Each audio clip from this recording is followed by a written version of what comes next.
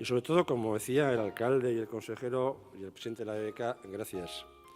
Gracias por vuestro compromiso, por vuestro trabajo, que sigáis siendo una asociación peleona,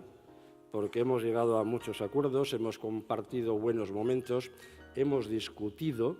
alguna vez hasta nos hemos enfadado, ya me acuerdo yo, pero eso es bueno discutir, sentarse y llegar a acuerdos. Y sí quería pediros que en los próximos tiempos, como una asociación viva y potente que sois, que sigáis siendo un acuyu social a todo el mundo institucional y político y que alcéis la voz en defensa de la dignidad de las personas que estáis aquí, que están asociadas, ¿no? Y en segundo lugar, y para terminar, hoy estamos aquí en el Palacio Euskalduna, que es de lo mejor que tenemos aquí, y merece la pena esta gala de reconocimiento a todos los que habéis tenido con más merecimiento, creo yo, que nosotros este reconocimiento de APNAVI.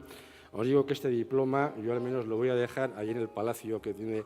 tantas alfombras rojas y tantos oropeles y cosas de estas, en un sitio de honor junto a otras muchas cosas que hay por allí, porque merece la pena este reconocimiento.